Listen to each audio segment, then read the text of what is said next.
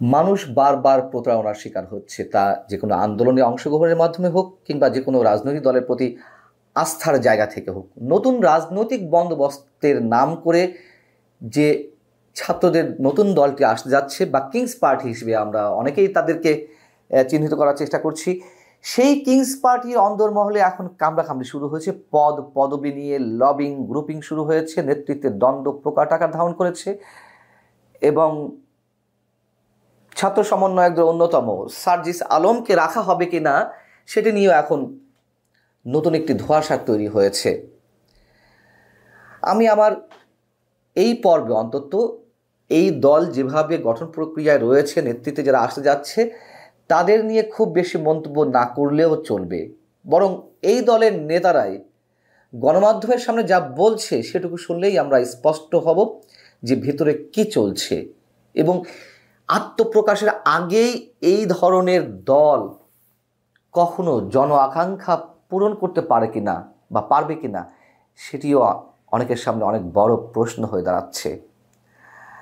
24শে ফেব্রুয়ারি আত্মপ্রকাশ করতে যাচ্ছে এই কিংস পার্টি এবং শীর্ষ পদ নিয়ে জাতীয় নাগরিক কমিটি আর বৈষম্য বিরোধী ছাত্র আন্দোলনের ভেতরে ভয়ঙ্কর এক রূপ ধারণ করেছে। এরই মধ্যে বিভিন্ন গণমাধ্যমে এসেছে, আপনারা হয়তো অনেকেই জেনেছেন। মূলত এই পার্টিটি প্রথমে আহ্বায়ক কমিটি হিসেবে আসবে। আহ্বায়ক হিসেবে আমরা জানি এরই মধ্যে তথ্য সম্প্রচার বিষয়ক উপদেষ্টা নাহিদ ইসলামের নাম ওপেন সিক্রেট, যদিও ফরমালি এখনো ঘোষণা করা হয়নি, তিনি পদত্যাগ করবেন খুব শীঘ্রই হয়তো। কিন্তু বিপত্তিটা বেঁধেছে সদস্য সচিব পদ এবং এর সঙ্গে আরও বেশ কয়েকটি পদ নিয়ে। এখন এই সদস্য সচিব পদে কারা আসতে চান? জাতীয় নাগরিক কমিটির যিনি এই মুহূর্তে সদস্য সচিব আক্তার হুসাইন, ঢাকা বিশ্ববিদ্যালয়ের ডাকসুর সমাজসেবা সম্পাদক ছিলেন, তিনি জোরালোভাবে প্রতিদ্বন্দ্বিতা করতে চাইছেন। প্রতিদ্বন্দ্বিতা যে কেউ করতে পারেন, গণতান্ত্রিক দল যদি হয়ে থাকে প্রতিদ্বন্দ্বিতা থাকবেই।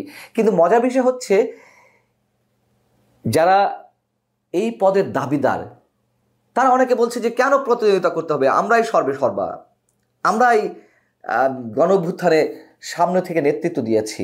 আবার কেউ বলছে না, নির্বাচনটি হোক, নির্বাচনের মাধ্যমেই গণতান্ত্রিক প্রক্রিয়ায় যারা সদস্যদের বেশি ভোট পাবে তারা আসবে, কিন্তু আরেক পক্ষ মানতে চাইছে না।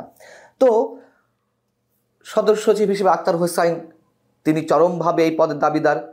আবার আছেন আলী আহসান জুনায়েদ, যিনি জাতীয় নাগরিক কমিটির আরেক যুগ্ম আহ্বায়ক।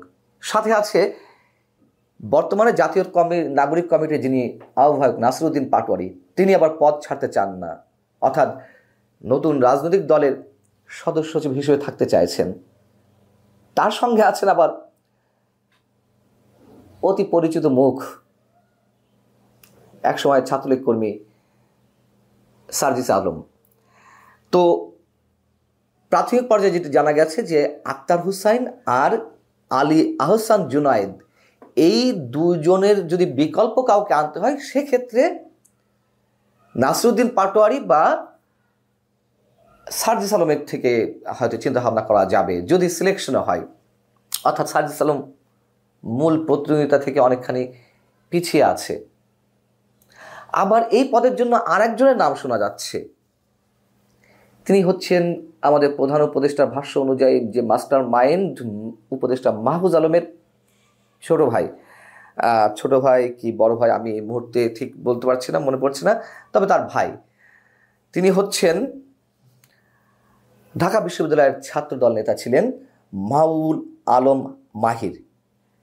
এই যে তুমুল একটা প্রতিদ্বন্দ্বিতামূলক অবস্থা, প্রতিদ্বন্দ্বিতা যদি সুষ্ঠুভাবে হয় সেটিকে আমরা বলতে পারি যে গণতান্ত্রিক ব্যবস্থা থাকতেই পারে, কিন্তু তা না। কে কার চেয়ে এগিয়ে, কার কতটুকু কন্ট্রিবিউশন, সেই জায়গা থেকে তারা নিজেরাই সব কিছুর কর্তৃত্বের দাবিদার, এমন একটি ভাব প্রকাশ করা হচ্ছে অনেকের মধ্য থেকে। গণমাধ্যমের সঙ্গে জাতীয় নাগরিক কমিটি যারা কথা বলেছেন, কেউ নাম প্রকাশ করেছেন, কেউ করছেন না, কেউ আবার ফেসবুকে স্ট্যাটাস দিচ্ছেন, মানে প্রকাশ্যে এসে গেছে বিষয়টি। তো নাম প্রকাশ না করার সত্ত্বে কোনো যারা শীর্ষ পদে রয়েছেন তাদের অনেকে বলছেন, কেউ এ পদে একমাত্র নিজেই যোগ্য বলে ধরে নিচ্ছেন, যেটি ঠিক নয়। ইনক্লুসিভ পলিটিক্স করতে এসে এই পদের জন্য গো ধরে বসে থাকা কোনো সংগঠনের জন্য সুখবর নয় বা সুখকর নয়। খুবই যৌক্তিক কথা।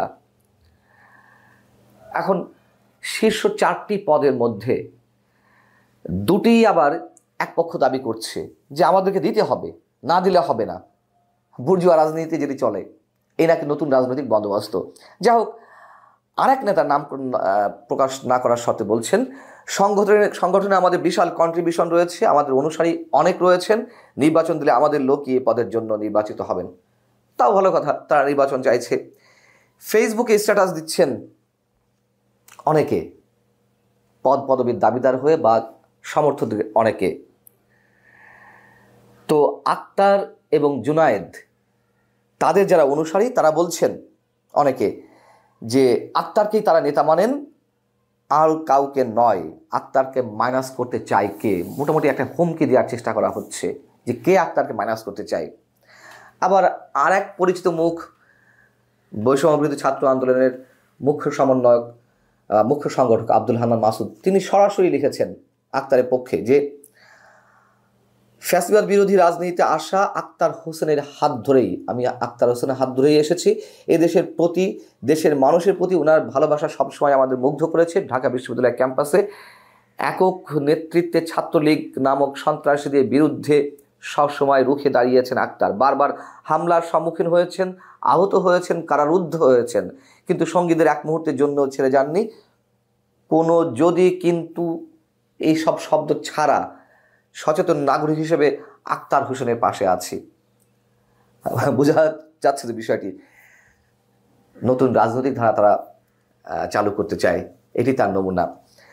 আবার বৈষম্যবিরোধী ছাত্র আন্দোলনের সমন্বয়ক, অন্যতম সমন্বয়ক ফারজানা আফিফা অদিতি, তিনি লিখছেন তার ফেসবুক স্ট্যাটাসে, নতুন রাজনৈতিক বন্দোবস্তের মধ্যে সংগঠনগুলোর প্রধান পদগুলোতে কাদের দায়িত্ব দেওয়া হবে তা অবশ্যই সংগঠনের সকলের মতামতের ভিত্তিতে নির্ধারণ করতে হবে। অন্তত প্রথম 10 জনের সিদ্ধান্ত মানুষের উপর ছেড়ে দিতে হবে।